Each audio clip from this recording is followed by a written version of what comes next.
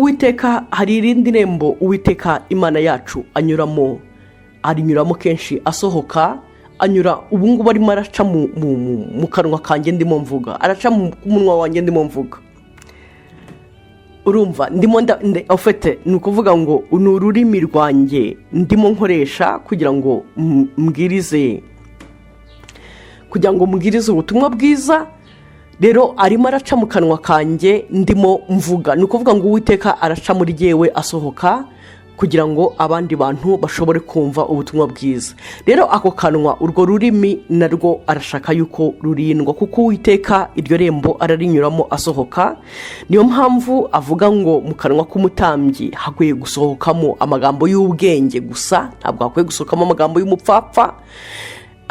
Nibyo James Yakobo ajya tubwira ati se umuntu yaba afite ururimi rumwe akarukoresha akaruvumisha kandi yarangiza mu wundi mwanya akaruheshesha Imana icyubahiro, ese birakwiriye? Ntabwo bikwiriye. Akavuga ururimi uburyo ari inyama mbi ishobora guteza dega, ariko nanone ishobora gutanga n'ubuzima. Rero twebwe turashaka ko urwo rurimi, niko umwami Imana arimo duhamagarira hariya, kugira ngo rwa rurimi kakanwa kacu gakore iby'ubwenge gusa, niko kurinda irembo Uwiteka asohokeramo. Twibuka Bibiliya mu migani, Salomo yaravuze ati ubuzima n'urupfu biba ku bubasha bw'ururimi, kandi umuntu wese azatungwa n'icyo urwo rurimi rwo rumuhahira rumuzanira. Ni ukuvuga ngo urwo rurimi rero twebwe turaruzanisha, turaruhahisha ubuzima, turi buruhahisha ubuzima kandi turi burutangisha ubuzima. Ntabwo turi burutangisha urupfu kandi ntituri buruhahisha urupfu. Ibyo ni ibya babandi ariko ntabwo ari ibyacu. Kuri twebwe abashaka guhora tubohotse, bashaka kurinda urusengero rw'Imana yacu kugira ngo rudahumana, hanyuma tukaba tugomba kurinda amarembo Uwiteka arimo anyuracamo, irembo Uwiteka anyuramo yinjira n'irembo Uwiteka anyuramo asohoka. Twibuka ngo uru rurimi rwacu nirwo turamisha Imana, nirwo dusingirisha Imana. Rero ntabwo rero twajya kurukoresha nanone ngo turukoreshe mu bitari ibyo kuramya Imana. Uru rurimi nirwo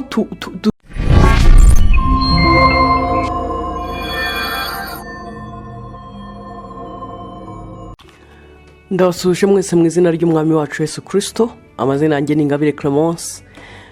Ikiganiro ni cya kindi umutsima w'ubugingo.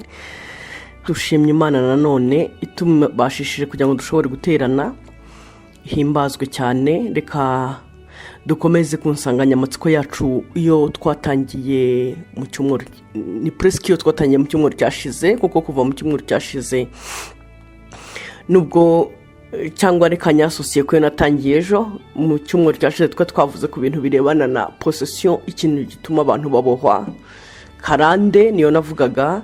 Hanyuma ariko kugira ngo ahari birushaho kumvikana, byatumye nongeraho ikintu cya self deliverance, cyangwa ikirebana no kwibohora mu buryo bw'umwuka. Ntabwo ari kwibohora mu buryo bw'umubiri, kwibohora mu buryo bw'umwuka. Ejo nabivuzeho, kuko navuze yuko kwibohora mu buryo bw'umwuka ari bigendanye no kumenya ukuri, hanyuma uko kuri kukaba ariko kukubatura. Nta mbaraga dufite za kwibohora, ahubwo umwami Yesu Kristo niwe ubasha kutubohora, kandi ari kumwe natwe mu ijambo rye buri munsi. Rero uko kuri ko niko tumenya kukeyura ibinyoma bya Shitani, kuko Satani ni umwami w'ibinyoma, ariko ijambo ry'Imana ni ukuri igihe cyose. Uko kuri rero niko kutubohora. Uko yavuze ati tumenye ukuri kuzatubatura, ejo twabivuzeho. N'uyu munsi nibyo tugiye gukomezaho, ariko nanone mu yandi magambo. Noneho ndibaza ko no mu cyumweru gitaha aribyo tuzavugaho. Ntahandi ijambo ry'Imana niryo ridukiza. Ushaka kwirukana amadayimoni ni ijambo ukoresha, nta bundi bwenge, nta bundi buhanga, ni ijambo ry'Imana uri bukoreshe. Rero niyo mpamvu tugomba kumva tukamenya ko iryo jambo ry'Imana ryo rifite imbaraga zo kubohora. Na Satani iyo agiye gukoshya kugira ngo abone uko guposeda, abone uko kwinjira, abone uko guturamo, abone uko kumanipira, akagukoresha imirimo ye nk'uko bishakiye, nuko agoreka ijambo ry'Imana kugira ngo utarimenya, kuko azi kurimenya ryakubohora. Niyo mpamvu imbaraga ze nta handi azikura mu by'Imana yabuzanyije, niho akura imbaraga. ahari ndibaza yuko twazabivugaho mu cyumweru gitaha, nk'iyo tuvuze nk'iyo uyu munsi urupfu ntabwo ari umwuka waremwe ahantu ngo bawuremye ku munsi wa kangahe, no, Imana iba yavuze ati ntuzarye kuri kiriya giti kuko nukiryaho no gupfa uzapfa. Ku kanya urupfu rukaboneka, Bibiliya yajya kuvuga urupfu ikatubwira ngo icyaha ariko kugoma, ngo icyaha kiratwita kikabyara urupfu. Ni ukuvuga ngo urupfu ni umwana w'icyaha, icyaha icyo kibyara kiba ari urupfu, hanyuma ariko n'icyaha ubwacyo kikaba kibyarwa no kwifuza kwacu kujyanye na kamere yacu. So urumva rero ko wishe, iyo utangiye kurwana na kamere yawe uba wishe icyaha, deja umwana wacyo akaba adashobora kuvuka muri wowe, ari we rupfu, ahubwo ukaba uvuye wowe ufite ubuzima iteka. Nibyo Yesu ajya atubwira, ni nayo mpamvu ajya yerekana ko icyaha kizaneshwa, urupfu ruzaneshwa burundu, aho Paul ajya atwigisha akatubwira ngo hari umunsi tuzavuga ngo warupfuwe, ngo kunesha kwawe kuri he, ngo urubori rwawe, kuko urubori rw'ibyaha, urubori rw'urupfu ngo ari ibyaha. Ni ukuvuga ngo urupfu ntirwagushobora udafite ibyaha. Ndibaza ko tujye tugerageza kongera dusubire mu byanditswe, dukore meditation, dutekereze, twinire ibyanditswe tubisubiremo, hanyuma uzajya ubona ko iby'Imana ikubwira ari byo, hanyuma ugende mu nzira y'ijambo ryayo ikuyobora, kuko ari ryo tabaza ry'ibirenge byawe, ari wo mucyo umurikira intambwe zawe, hanyuma uzatsinda mu nzira zawe zose, uzashobora kunesha mu nzira zawe zose, kandi uzabaho ubuzima bw'ubutsinzi iteka ryose nugendera mu ijambo ry'Imana, utagendera mu bihangano by'abantu cyangwa ukurikiza imigenzo y'abantu. Rero Imana idufashe kugira ngo tubyumve. Reka dusenge hanyuma dufate isomo ry'uyu munsi. Muremyi wa byose, data wa twese, mu izina rikomeye rya Yesu, Mana, igitondo twongeye guca bugufi cyane imbere y'ubwiza bwawe, duhanze amaso yacu kuri wowe mwami wanjye, kuko ni wowe utubohora databuja. Ijambo ryawe riravuga ngo Kristo yatubohoreye kugira ngo dushobore kuba umudendezo, tubeho turaba umudendezo, ngo kandi twe gusubira kuba imbata y'umuntu uwo ari we wese cyangwa imbata y'ikintu icyo ari cyo cyose.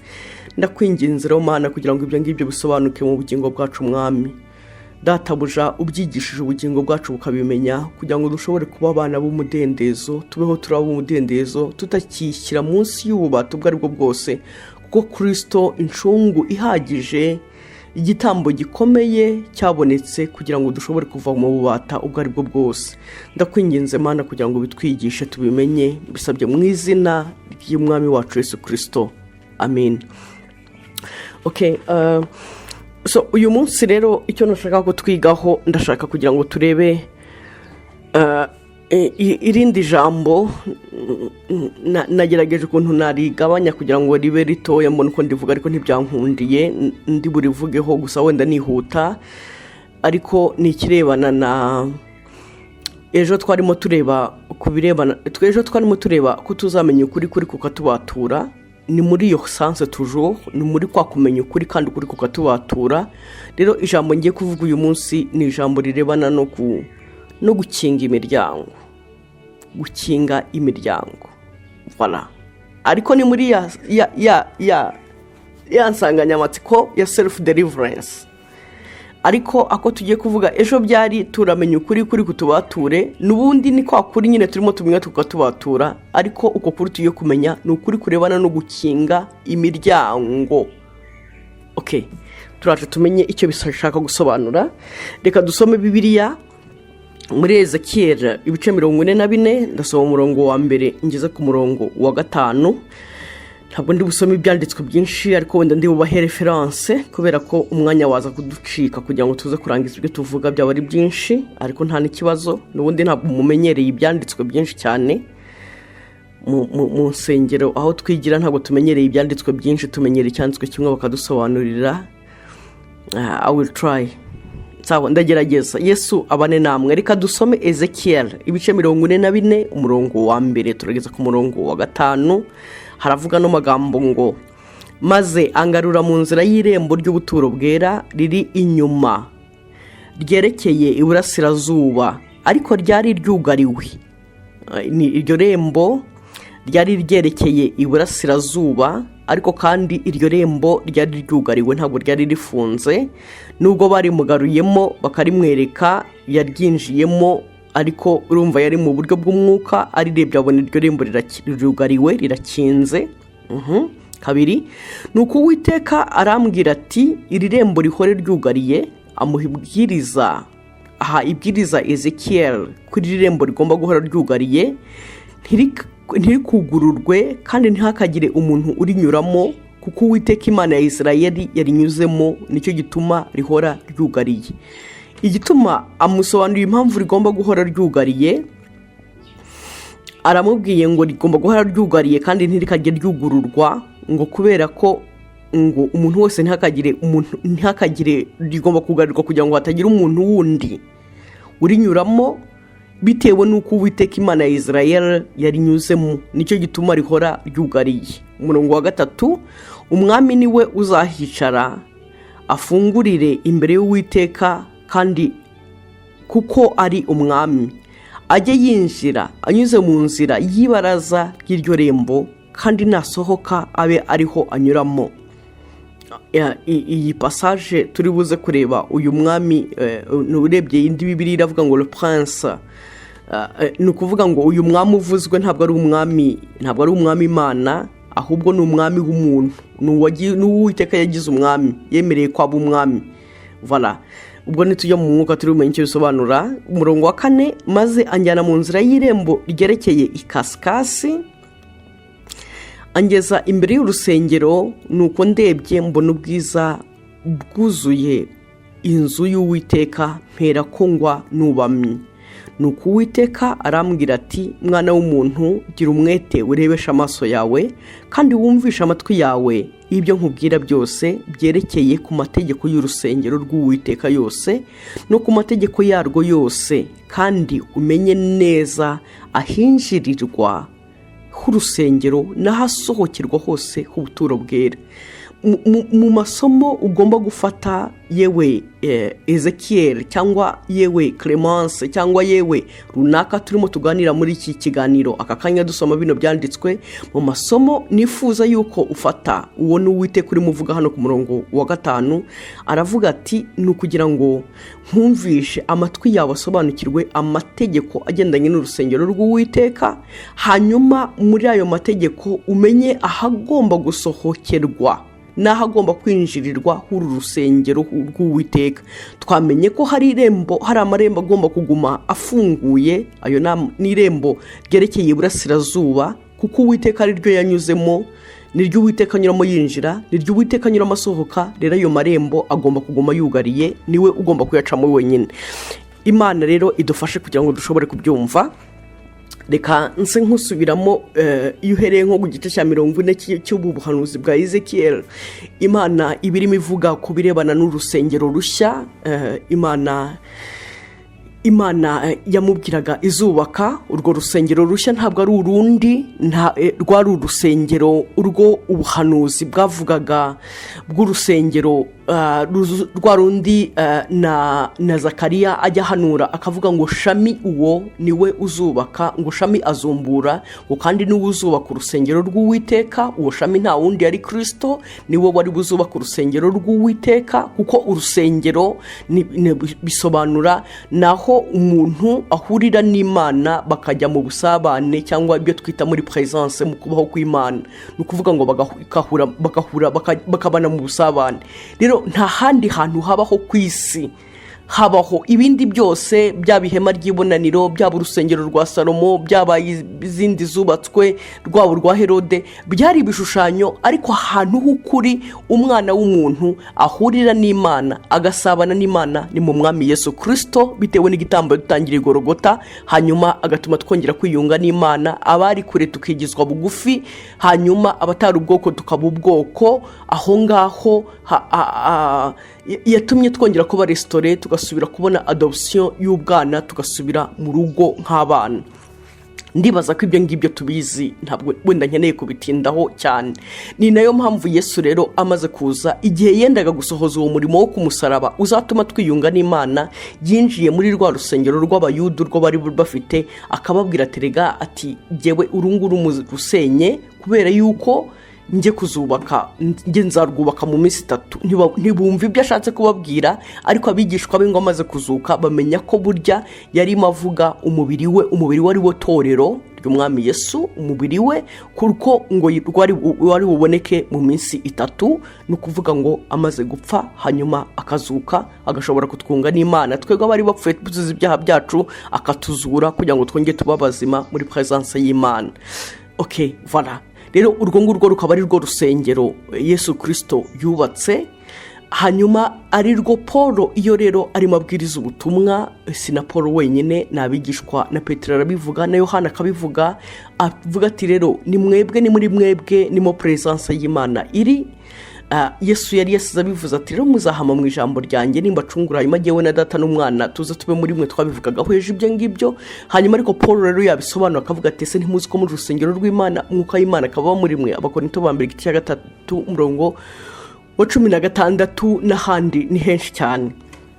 Ni mwe twe rusengero rw'Imana. Ni ukuvuga ngo ubu buhanuzi Ezekiel arimo abona, we arimo arabireba mu buryo bw'igishushanyo muri ya mvugo y'Imana iri allegorique, hanyuma ariko iyo ni image, igishushanyo, ariko ukuri kwabyo ni ukuvuga ngo arareba iyo nyubako y'umwuka Imana igiye kuzubaka mu bugingo bwanjye n'ubwawe, izubaka ibiciye muri Yesu Kristo mu murimo azakora i Golgotha.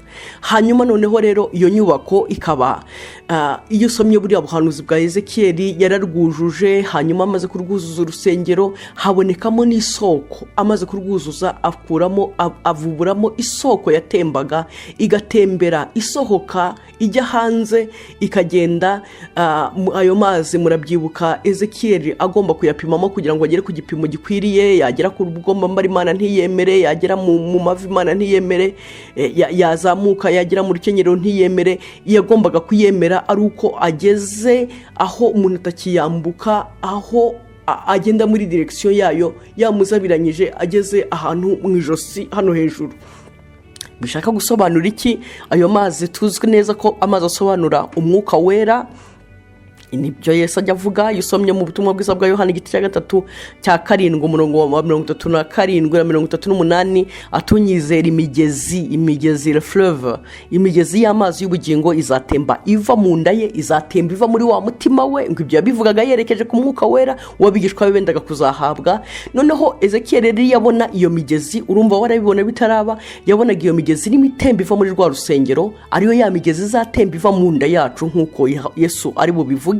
Hanyuma igatembeshwa no kugira ngo iheshe ubuzima ikintu cyose. Uze kureba ubuhanuzi bwa Ezekiel ko bivuga ati rero uwo mugezi uzatemba, ati aho watembeye hose, ati icyambere ibiti byose aho umugezi wacaga, ati hari amatunda n'ibiti, ibintu byose byari bitoshye. Turabizi ibiti bitoshye, ubwo no kuvuga ngo abantu bose begereye uwo mugezi baraba bazima, hanyuma begereye umwuka wera baraho bari munsi y'iyo flow y'umwuka wera.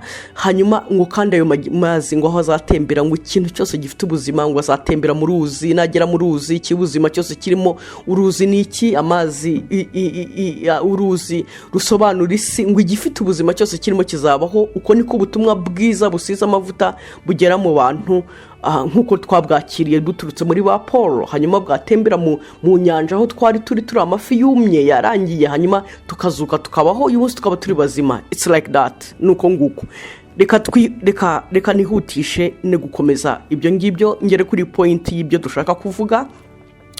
Noneho rero muri rusengero yabonye umuryango Imana yinjira mu rusengero izana ubwiza, ngo uwo muryango ni w'iburasirazuba, ntabwo ari burengerazuba ahubwo ni iburasirazuba. Iyo Bibiliya ivuze iburasirazuba ibishaka kumeninga, reka twibuke izuba nicyo kimurika mu buryo bw'igishushanyo dufite inaha ku isi, kimurika kinini, hanyuma hakaba ikimurika gitoya ukwezi, hakaba n'utumurika dutoya tw'inyenyeri. Hanyuma Imana yajya kuvuga izuba igasobanura nka Yesu, aho Bibiliya nk'ubuhanuzi bwa Malaki buvuga ngo twebweho, ngo ubwo amajya azaba yateye muri grande tribulation, mu mibabaro ikomeye y'iminsi y'imperuka, ngo ariko abubaha Imana bo izuba ryo gukiranuka ngo rizabarasira ngo rifite gukiza mu mababa yaryo. Urumva ko iryo zuba Imana ibivuga rizabarasira ibikora reference kuri Yesu, ariko agaragara nkawe utanga umucyo, niwe mwami w'umucyo, niwe mucyo, niwe utanga umucyo. No kuvuga ngo izuba ni umucyo w'igishushanyo kugira ngo tumenyeshe by'umucyo, ariko mu by'ukuri Yesu niwe mucyo. Ni nayo mpamvu iyo yivuga aravuga ngo umucyo waje mu isi, ngo ariko abantu baprefera guhama mu mwijima, ngo ariko niho urubanza rwabo ruri, ariko hari abemeye umucyo. Rero ati mugende hakiri umucyo ijoro ritaraza. Iyo avuga isaha y'ijoro iba yabaye isaha y'umwijima, y'ibyago n'akaga na Satani toujours. Hanyuma umucyo ukaba we. Hanyuma yavuga ukwezi, turabizi yavuga ukwezi abavuga itorero, umugore wambaye ukwezi, ni ukuvuga ngo abavuga itorero, kuko itorero ryakira umucyo riwukuye. Turabizi ko ukwezi kutagira umucyo wako bwite, ahubwo umucyo w'ukwezi ni uko kuwukura ku zuba. Ni ukuvuga ngo itorero naryo rimurikisha umucyo rikura ku zuba, niko itorero rihari rimuritse mu isi rikoresha umucyo ryakuye ku mwami Yesu. Hanyuma hakaba rero n'utwo tumurika duto turi antite zigenga umwe, noneho bikaba atari corps de Christ, itorero nk'umubiri wa Kristo, bikaba umuntu ku giti cye, rero akaba ashobora kuba kanyenyeri nako gakura umucyo wako, ni umucyo wako gakura hariya ku zuba nyine. Okay. Hanyuma rero ngo iho iburasirazuba, ni ukuvuga ngo izuba aho ryerekeje bwa mbere ryerekeje kuri jyewe ku mwana w'umuntu, hanyuma kandi riza ryinjirira, ni ukuvuga ngo riza muri ryinjiriye ku irembo ngiye kuvuga mu kanya, riciye mu irembo kugira ngo rishobore kwinjira mu rusengero, hakitwa iburasirazuba kuko ariho Kristo yaciye arasira mu bugingo bwanjye.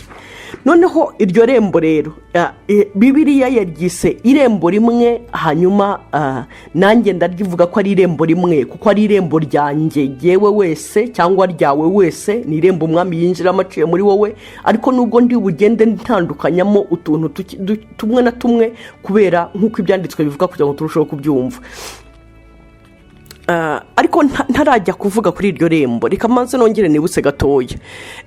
Imana igihe cyose yagiye irinda mu buryo bw'ubuhanuzi, ibivuga nk'iyo usomye igitabo cya Nehemiya, ni ukuvuga ngo Imana iba yerekana ko urusengero rwubatswe ba Ezra bari baraje bararwubaka mu buryo bwo gusubiza abantu mu mategeko.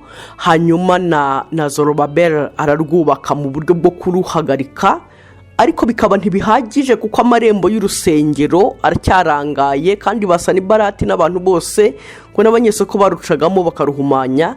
Byasabaga Nehemiya ngo azazamuke kuza kubaka inkike z'urusengero kugira ngo rube ruri sealed, rube ruboneye, rutakihumanywa n'ikintu icyo ari cyo cyose. Ni ukuvuga ngo kuba ufite urusengero ntabwo bihagije, birasaba ngo inkike zarwo zibe zikinze, imiryango yarwo ibe ikinze, kuko iyo imiryango idakinze urusengero rubasha guhumanywa n'ibyinjira byose.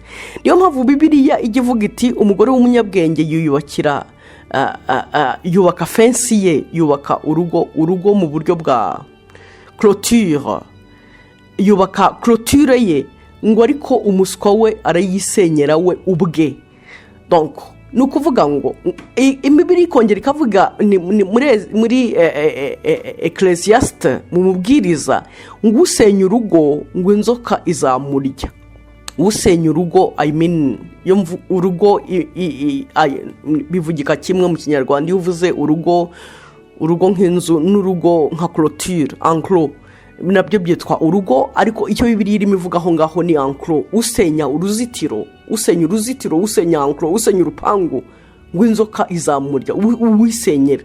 Urumva ntabwo ibivuga rero inzoka iriya, ahubwo ni ukuvuga ngo iyo usenya urugo ukinjirirwa n'ibyonnyi bibasha kona imbere aho wari wakingirije. Rero niko Imana nayo yabonye yuko urusengero rugomba gukingirizwa, rugomba guhishwa, hakazamuka inkike kugira ngo rutaguma guhumanywa.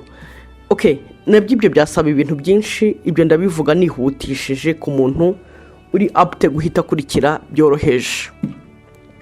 Hanyuma reka twihutishe turebe kuri ari amarembo, kuri ririya rembo Imana yavuze ngo ritazugururwa kuko umwami yarinyuzemo, niryo we anyuramo yinjira, niryo anyuramo asohoka. Rero rigomba kugururwa. Rero iryo rembo ni irihe ku bugingo bwacu? Aho yinjira aca agana mu rusengero rwe, mu mutima wanjye no mu mutima wawe. Uwiteka aca he arimo yinjira? Kandi iryo rembo ni irihe rigomba kugururwa no kugarirwa? Reka tugende muri iryo rembo. Ni wowe wese muri rusange, ariko ngiye gusenda mvuga kamwe kamwe kugira ngo tubone uko tubyumva. Reka tubanze turebe Uwiteka yinjiye ate mu buzima bwawe. Bibiliya ivuga, gisomye mu Baroma mu gice cy'icumi umurongo wa 17, ibyanditswe biravuga ngo reba ngo dore kwizera kuzanwa no kumva, kandi kumva ijambo rya Kristo. Ni ukuvuga ngo iyo hatabaho kumva ijambo rya Kristo, ryaba ko waryumvise ababwiriza butumwa babikubwira, ryaba ko yaba yarakuganirije mu nzozi, ryaba uko waryumvise uko ariko kose, ariko harumvise muri wowe, harumvise. Rero uwumvise, hanyuma iryo rembo rirahari rituma wakira kwizera. Urumva rero iryo rembo Uwiteka yaciyemo, hanyuma arinjira. Rero iryo rembo yaciyemo yinjira, arimo aragusaba ngo iryo rembo ntihakagire ibindi bintu niwe uzajya urinyuramo, kugira ngo ajye anyuramo yinjire, ariko rero ntihakagire ibindi bintu bicamo. Ni ukuvuga ngo wazaguma acamo gute?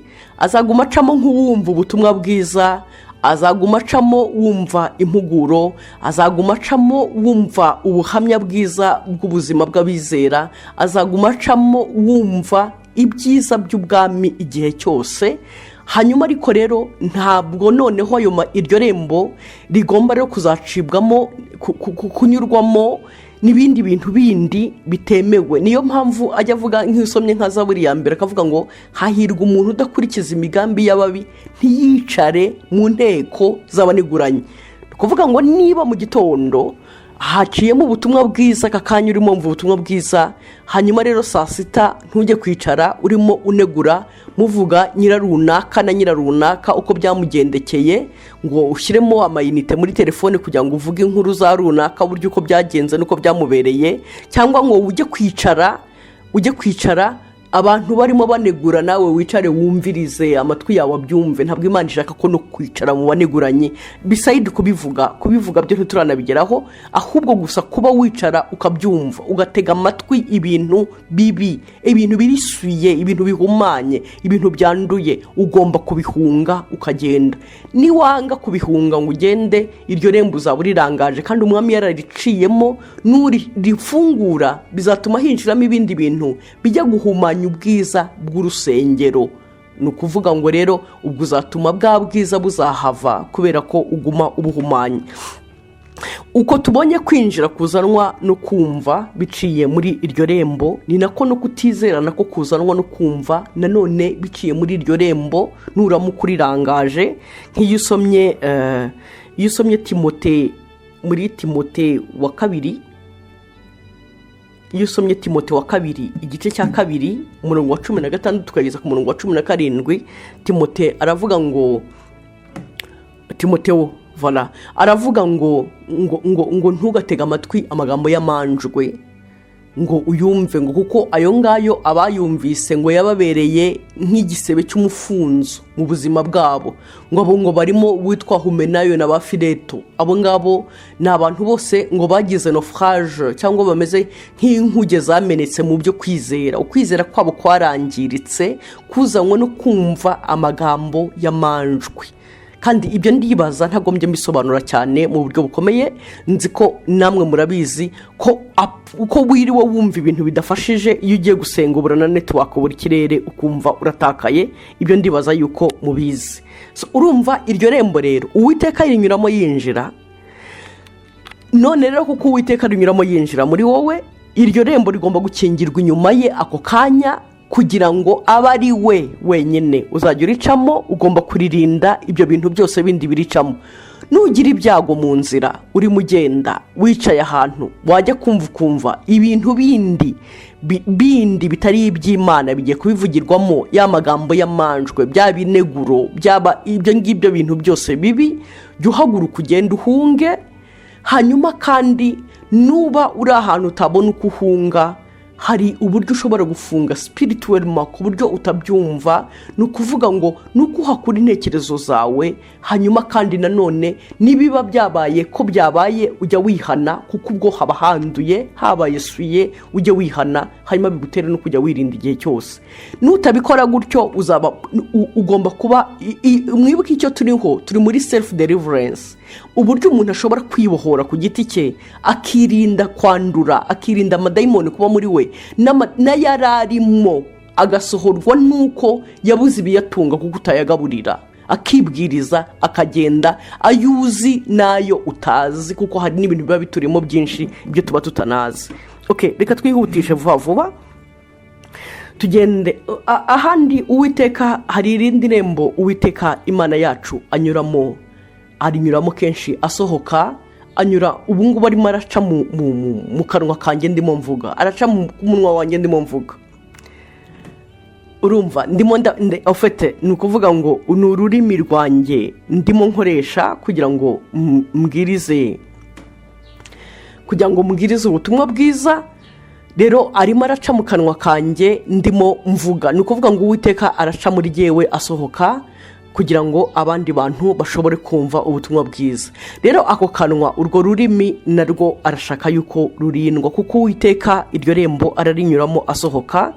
Niyo mpamvu avuga ngo mu kanwa k'umutambyi hakwiye gusohokamo amagambo y'ubwenge gusa, ntabwo hakwiye gusohokamo amagambo y'umupfapfa. Nibyo James Yakobo ajya tubwira ati ese umuntu yaba afite ururimi rumwe akarukoresha akaruvumisha, kandi yarangiza mu wundi mwanya akaruheshesha Imana icyubahiro, ese birakwiriye? Ntabwo bikwiriye. Akavuga ururimi uburyo ari inyama mbi ishobora guteza dega, ariko nanone ishobora gutanga n'ubuzima. Rero twebwe turashaka ko urwo rurimi, niko umwami Imana arimo aduhamagarira hariya, kugira ngo rwa rurimi kakanwa kacu gakore iby'ubwenge gusa, niko kurinda irembo Uwiteka asohokeramo. Twibuka Bibiliya mu migani, Salomo yaravuze ati ubuzima n'urupfu biba ku bubasha bw'ururimi, kandi umuntu wese azatungwa n'icyo urwo rurimi rwo rumuhahira rumuzanira. Ni ukuvuga ngo urwo rurimi rero twebwe turaruzanisha, turaruhahisha ubuzima, turi buruhahisha ubuzima kandi turi burutangisha ubuzima. Ntabwo turi burutangisha urupfu kandi ntituri buruhahisha urupfu. Ibyo ni ibya babandi, ariko ntabwo ari ibyacu. Kuri twebwe abashaka guhora tubohotse, bashaka kurinda urusengero rw'Imana yacu kugira ngo rudahumana, hanyuma tukaba tugomba kurinda amarembo Uwiteka arimo anyuracamo, irembo Uwiteka anyuramo yinjira n'irembo Uwiteka anyuramo asohoka. Twibuka ngo uru rurimi rwacu nirwo turamisha Imana, nirwo dusingirisha Imana. Rero ntabwo nanone rero twajya kurukoresha nanone ngo turukoreshe mu bitari ibyo kuramya Imana. Uru rurimi nirwo dusogongeza, nirwo dusogongeza tukamenya ko Uwiteka agira neza, kuko ururimi iyo Dawidi arimo abivuga aravuga ati mwumva Uwiteka uburyo anurira nk'ubuki. Tuzi ko le bout de la langue ariyo iguta ikamenya uburyohe bw'ikintu. Rero uru rurimi rwacu, ariko nimbivuga gutyo mwe kuza kujya mu mubiri ngo tujye ku rurimi gusa gutyo. Nk'ubu nimvuga ngo kumva ko Uwiteka anurira, ntaho ufite uzashinga ururimi nk'uko dushinga ku buki ngo wumve ko anurira mu buryo bw'umubiri. Ahubwo ubwo urumva iyo ni dimension y'umwuka yo kuvuga ngo muri rwa rurimi rwawe uko uzagenda urukoresha nibwo uzasobanukirwa uko Uwiteka agira neza, ukabyumva neza uko ari Imana, ari Imana ikomeye, ari Imana y'imbaraga, ari Imana itabara. Ibyo ngibyo uzabiheshwa no kuba wararinze iryo rembo ryawe. Reka twihutishe vuba vuba, iminota nayo iba irimo iducika. Reka turebe irindi rembo rigomba kurindwa.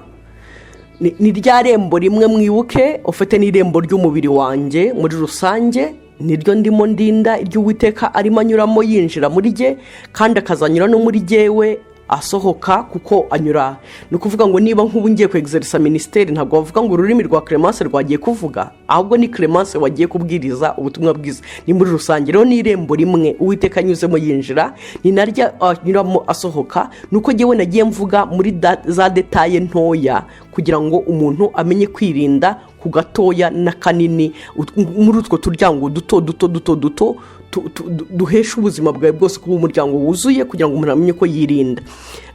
Paul ajya avuga ngo iyo usomye mu Bakorinto wa kabiri igice cya kabiri umurongo wa 15 aravuga ngo nshima Imana yuko ngo dukwiza hose ngo impumuro nziza ya Kristo, ngo tugakwiza impumuro nziza yo kumenya Kristo, ngo hanyuma ngo kuri bamwe tukababera impumuro y'ubuzima izana kumenya Kristo, hanyuma ku bandi tukababera impumuro y'urupfu ibazanira urubanza, bigatuma bamenya yuko bari mu rubanza kubw'uko badafite Kristo. Imana idufashe.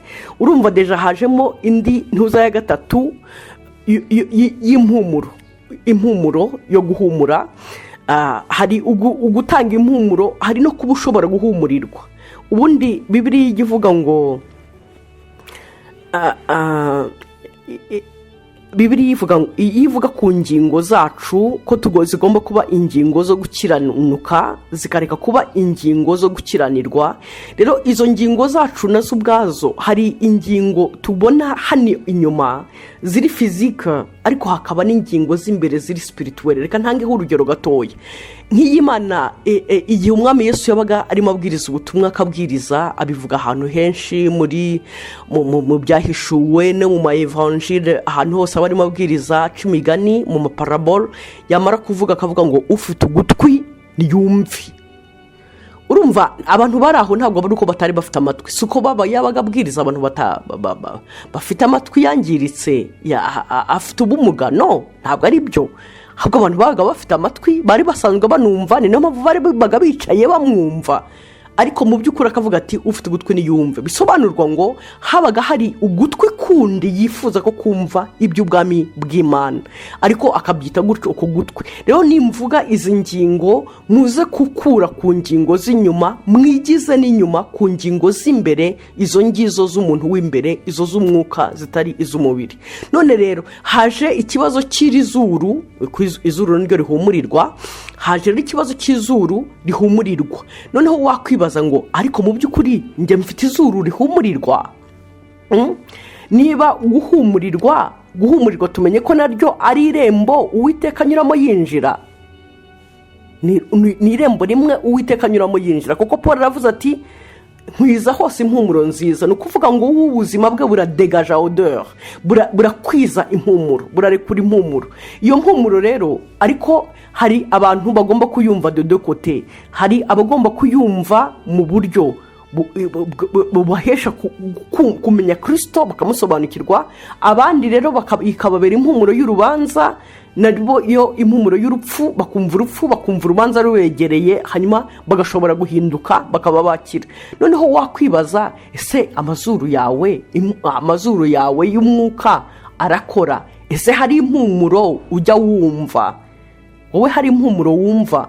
Ubwo ndi bwerekeze no ku rundi ruhande mvuge ngo mbese mbere yuko yenda tubaza abantu impumuro bumva, twebwe ababwiriza Kristo hari impumuro turekura, hari impumuro ituvamo ya Kristo, kugira ngo n'abandi bashobora no guhumurirwa bumve. Noneho abandi bo barahumurirwa se?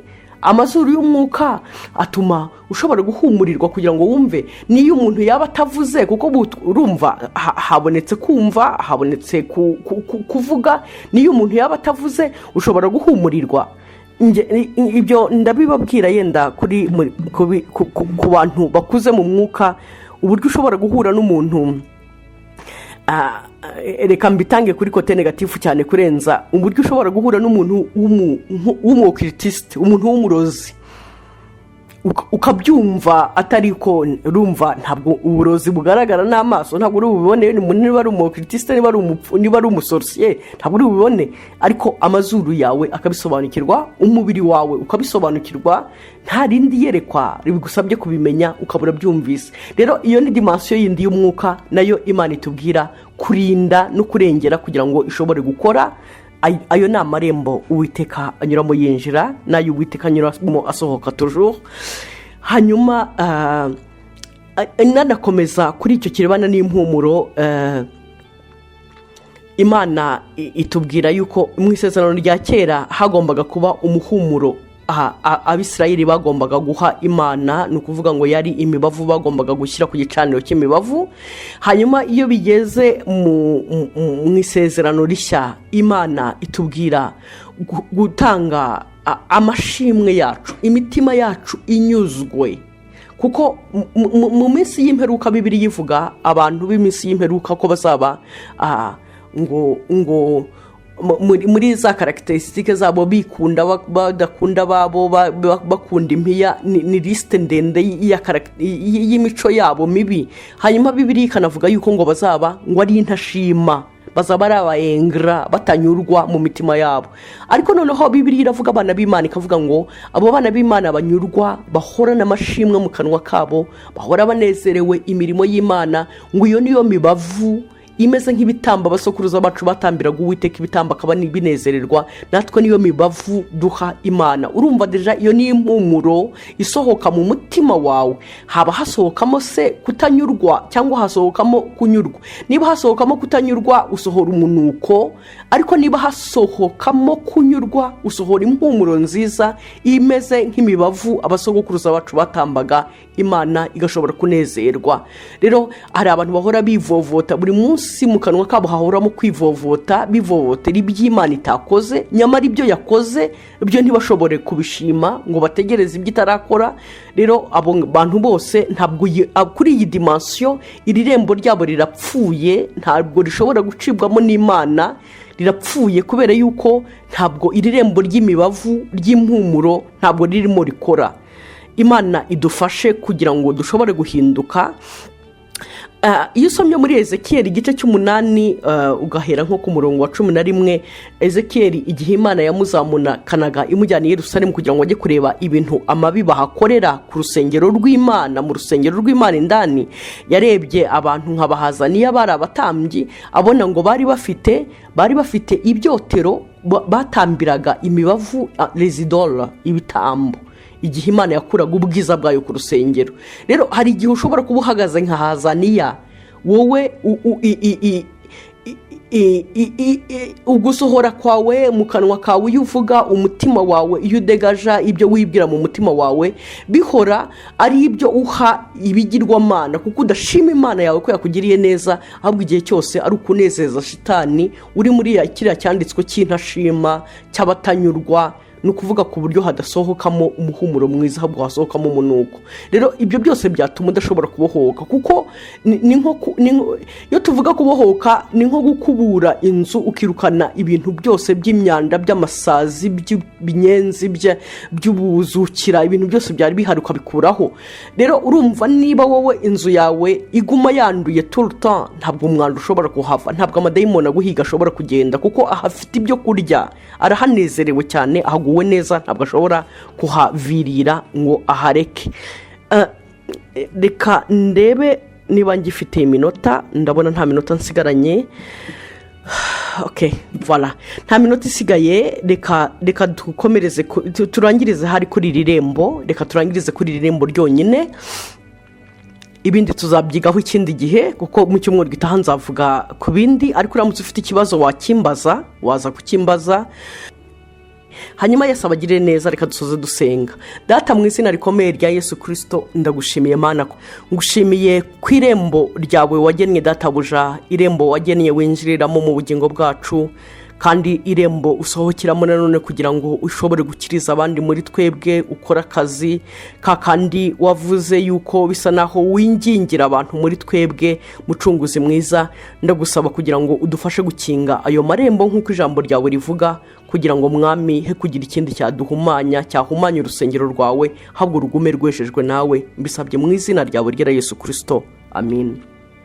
Amin. Amin. Amin.